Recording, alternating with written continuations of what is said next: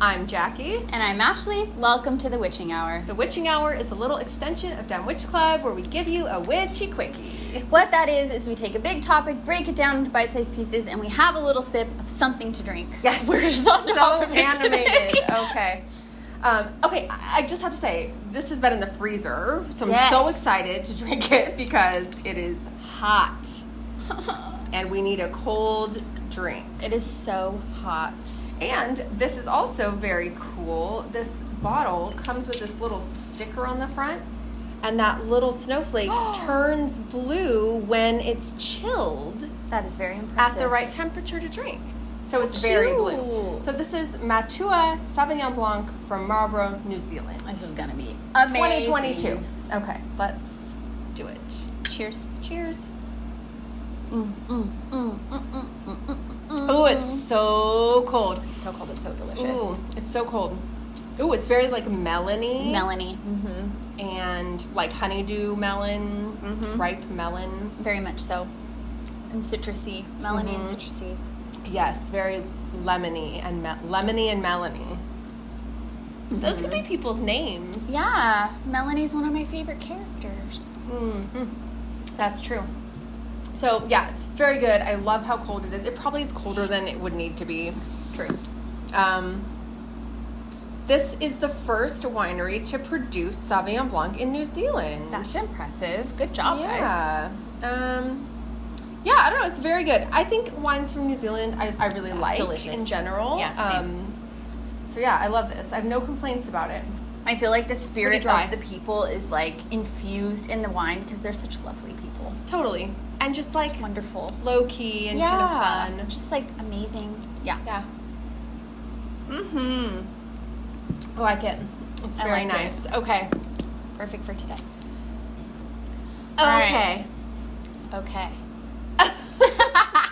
So today is Ashley's Haunted House Storytime Part 2. Part 2. Because there's a lot, so. Yeah, it would behoove you to listen to Part 1 first. Yeah, you got to listen to Part 1. It's setting the stage. It's setting the scene. Yeah. And there's really not time to do a lot of recap. No, so we can't we're do just any recap. Gonna jump right back in. Jump right back in, okay? Yeah. So, watch Part 1 or remember Part 1. Yes. And here we are. Okay, so I don't know how much more of this you remember because some of the stuff from Part 1 you didn't remember, but I think you remember most of this. So all that's going on, right? Yes. Pretty, like, somewhat minor, you can kind of just dismiss, right? You're able to. I wasn't, but other people were. Until one day, we had this, like, crazy windy day. It was this really random, like, blustery day. And we happened to be getting something installed. I forget what it was, but something installed in the house because still the house is, like, newly ours at this point. So I get home and I open the screen door and it, like, flies open. And typically it was really hard to open. It's the original screen door in the house, so it's over 100 years old. And the thing that it was attached to was, like, this really strong spring. So it's flying open. That's not normal. I'm like, what is going on? So I look and I see the little, like, pin. It's like a screw. It's like that big, and it has like the thing that sticks in there. That's gone.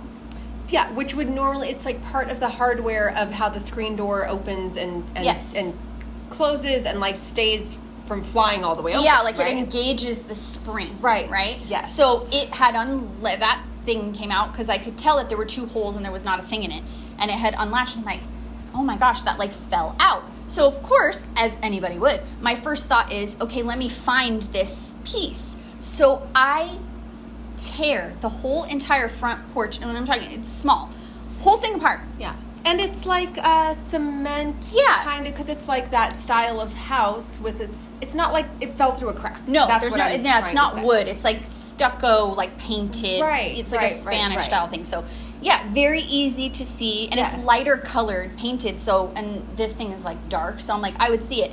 But you know how you are when something like that happens. I, like, lift up the doormat. I'm, like, doing everything. I even looked in, like, the landscaping. And the landscaping around there is, like, the drought-resistant kind. So it's not like it can be buried in the grass or anything. It's very easy to see. Yeah, and there's not a ton of plants. There's, like, a few, and they're separated. Like, you can, Yes, and it's wintertime anyway. So there's not, like, a whole lot of, like, foliage. Yeah. So I'm looking. I don't see it. Anyway, I tell my partner, like, the screen's broken. I don't know, the thing fell out, right? So they come home looking everywhere. Same thing. Everywhere I just looked, he looked. Everywhere. Can't find it, don't find it. He's like, all right, we'll just get this piece, like, over the weekend, whatever, we'll figure it out. We'll fix it. There were other things going on, so it was really annoying. It was just like an added thing. So, whatever, I forget about it. All this time goes by. Like I said, more stuff is happening with the house. Now we have a little bit of an emergency situation, so we have to have, like, workers come to the house to fix something. I'm waiting for them to arrive because my partner is at work and out of town, or maybe was again. It was maybe for a day or something, right? So I'm waiting, and then I hear the mailman come. So I'm like, okay, I'm just going to go, like, grab that.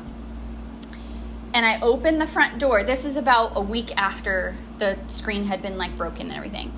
I open the front door, and right in the center of my doormat is that pin. In the center of the doormat is the pin. Yeah. So I pick it up, I bring it in, I take a picture of it, I send it to him. I'm like, it was in the middle of the doormat. It's what the heck? Uh-huh. And they're just like, oh yeah, that's great. Like, it's back. I'm like, wait, hold on. No. You're not getting it. Like, how is this in the... Why and how did it end up right there a week later when obviously you had both scoured the area? And I also would just say, this is not the kind of thing that, like, if the mailman, for example, saw a watch, he might put it on the mat and be like, somebody dropped this watch, obviously. It's not like that. No. It's like a piece of metal. No, if somebody found it, they wouldn't be like, oh, I bet they're looking for this. No. Nobody would see that. Nobody would see that. It was nowhere to be found. And you didn't see it. You were looking for it. Exactly. But it was right there. Right there. See, that is spirit activity. Yeah. There was no explanation for it, but it still wasn't enough for this person. So... Skeptics. We live with skeptics. We do. It's annoying. So literally what had to happen is there were 2 toys that were on... Oh my God, you're just jumping to the toys? Yeah, I have to jump. I have to jump to toys because they can't take too long. Okay, there are 2 toys on my property. Outside, we have workers working on things, so there's a bunch of stuff. There's these 2 toys. One of them is one of those, like, kind of big... plastic, like, Breyer horses. It's a painted pony. And the other one is this really weird looking little dog thing. It had, like, a hat on. But, like, kind of like one of those sad hound dogs. Yeah, exactly. They're sitting, like, the horses stood up and the little dog is like this, and they're out by where the workers' things are. So I go outside. In the driveway, basically. Yeah, but like in the driveway on the side of the house. So I go out there, I notice them, I say, what are these toys? My partner's like, I don't know, like, they probably found them when they're doing the work, like, I have no idea. So now I'm just assuming, yeah, they probably found them, but I'm like, why would anybody leave these here? But whatever. And where would they have found them? You never saw them before? No, I've never seen them in my life. And we, moved, the house was all redone and everything. It's not like people left things behind. So the workers are there, he's there, I go out, because I hear them saying something about horse, like something. So I walk around and I'm like, what's the story? And he's like, they're saying that these are not their, like, items. And I'm like, what do you mean these are not their items? Like, where did these come from? He's saying they don't know. They just arrived there. And then one of them is asking, can I take the horse for my kid or whatever? Because they would like it. And I'm like, yeah, you can take it, but where the hell did these things come from? Yeah, and I want to say, you sent me a picture of these when this was happening, and it's not that they're creepy toys or anything. It's not that they're creepy, but they're not new toys. No, they're like not. old-fashioned because they're old toys. Yes, one of them has a tag. The little dog thing has a tag on it that says 1969. And they're not in bad shape either, though. No. And we had rain and all kinds of stuff, and they were sitting out, and they weren't, like, on the ground. They were like sitting, like, placed on the edge of the house. Like, yes.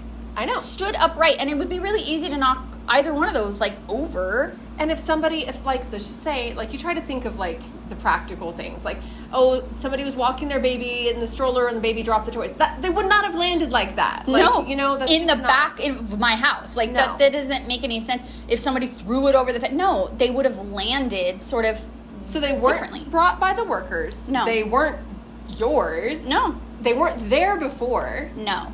So then what happened? So I'm like, yeah, you can take, the horse, but I need to take a picture of these things because I want to make sure that I'm not going crazy. And then for a while I couldn't find the picture, and now I found it again. But I kept the little dog, and they took the horse. And I still, my partner's like, well, I don't know, like something could have happened. I don't know who. Just, I at this point feel like I'm going crazy because I'm like, there's no explanation for any of these things. I feel like I had to keep the dog, which you agreed with. So yes, we kept it. Yes. So that's in the house. Then, a couple weeks later, my partner's putting away bowls from, unloading the dishwasher, putting away bowls, and says to me, where is the fourth bowl? I'm like, I have no idea what you're talking about, fourth bowl. Where is this other bowl? I can't find it anywhere. It's not in the sink. It's not in the dishwasher. It's nowhere. Then they're telling me, well, you probably did something with it. Why would I take a cereal bowl and do anything other than use it for cereal? This makes no sense. Plus, the story with those is that I had ordered these dishes before. They're very fragile. Long story short, I couldn't get a replacement for one of them. So I'm pretty careful with these ones because I know once they're broken or whatever happens to them, we're done with these. So I'm like, I wouldn't do anything weird with I don't understand why I can't find it anywhere. We're looking everywhere. We're looking in places you would not look for a bowl. It made no sense. And I was so irritated because I'm like, I know I didn't do anything with this bowl. It's gone. Yeah. Gone. You both can't find it. Can't find it. It's completely gone. I'm freaking out because I'm like, there's no way this just disappears. He's still like, well, I don't know, it must be somewhere, whatever. We cannot find it. It is gone. About how long did it take? Like a week after that or so? Yeah, it was about a week.